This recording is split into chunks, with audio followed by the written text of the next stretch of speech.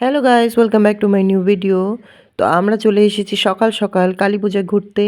তো দেখো প্যান্ডেল একদম ফাঁকা, ভর দুপুরবেলা গাইস, কে আসবে প্যান্ডেলে ঘুরতে? আমরা তিনজন ছাড়া প্যান্ডেলের মধ্যে কেউ নেই। দেখো খুব সুন্দর ডেকোরেশন করেছে। তো আমরা চলে আসছি তিনজন মিলে ঘুরতে। দেখো আশিককে দেখো কপি করছে, হোয়াইট হোয়াইট। দেখো ঠাকুরটা খুব সুন্দর, প্যান্ডেলের ছোট্ট কিউট ঠাকুর একদম। চারপাশটা একদমই ফাঁকা। থিমের নাম কি জানি না গাইস। দেখে মনে হচ্ছে যে দুটো থিম একসাথে মিক্স করে বানিয়েছে। তারপর ওখান থেকে চলে আসলাম। তারপর এখন চলে যাচ্ছি আমরা নেক্সট প্যান্ডেলের উদ্দেশ্যে। তো দেখো কি বলতে বলতে যাচ্ছিলাম রেল লাইনের উপর দিয়ে। তো বলতে বলতেই আমরা নেক্সট প্যান্ডেলের সামনে চলে আসলাম। এটা হচ্ছে তার মেন গেট। ভেতরে দেখো তারাপীঠের মা তারার মন্দিরের আদলে গড়া প্যান্ডেল। জলপাইগুড়িতে এবছর প্রত্যেকটা ক্লাবই দারুণ দারুণ প্যান্ডেল উপহার দিয়েছে গাইস, তোমাদের সব ভিডিওতে দেখাবো। তো দেখো এটা বানিয়েছে তারাপীঠের মা কালীর মতো। আমরা প্রথমে ভাবতেই পারিনি যে ভেতরটাও তারাপীঠের মতোই করবে। দেখো এটা গুরু বামদেবের মন্দির, এটা শ্রী গণেশ মন্দির, আর এটা হচ্ছে ভৈরব মন্দির। ভৈরব মানে মহাদেব।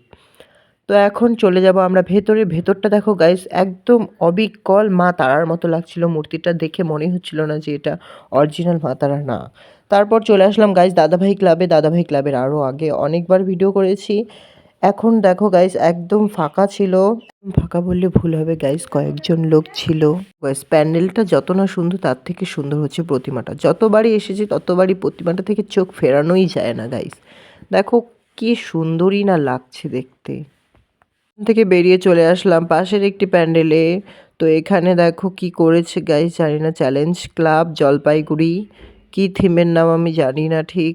দেখো চারপাশে কি জেলখানার মতো কি সব করে রেখেছে, বুঝতে পারছি না। থিমের নামটা জানলে কমেন্টে জানাতে পারো গাইস। তো দেখো এখানে রবীন্দ্রনাথ ঠাকুরকেও দেখে নিলাম।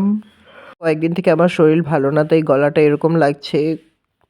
এখানকার ঠাকুরটাও গাইস খুব মিষ্টি, অনেক বড় ছিল দেখতে আর উঁচুতে ছিল, তাই আরও বড় লাগছিল। তারপর চলে আসলাম আবার গাইস পুরীর জগন্নাথ মন্দির জলপাইগুড়িতে নবারুণ সংঘ ক্লাবে। তো দেখো চারপাশটা প্রায় মোটামুটি ফাঁকাই ছিল, বেশি লোকজন ছিল না বাইরেটাতে। এটা হচ্ছে সিংহদুয়ার। সিংহদুয়ারের পর ফার্স্ট পার্ট, তারপরে জগন্নাথ মন্দির, তারপরে মা কালী। দেখো এটা একটা পাখির মতো প্রণাম করেছিল, কি এটা জানি না আমি নামটা ঠিক। তারপর চলে আসলাম আমরা জগন্নাথ মন্দিরের একদম সামনে।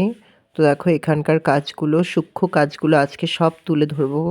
কারণ দিনের বেলা গেছিলাম, তাই অতটাও ভিড় ছিল না, তাই ভালো মতন করে ফটো ভিডিও সব তুলে নিয়ে এসেছি। আর লোকজন না থাকলে যা হয় গাইস, আমরা গেছিলাম বন্ধুরা মিলে, তাই দেখো এখানে একটা কুলার মেশিন ছিল, তো এখানে একটু ঢং করে নিলাম, হাওয়া খেয়ে নিলাম। আর চুলগুলো দেখো কীভাবে উড়ুচ্ছে। তোমাদের চারপাশটা ঘুরে দেখাচ্ছি গাইস। দেখো চারপাশে কত সুন্দর ছবি আঁকা আছে।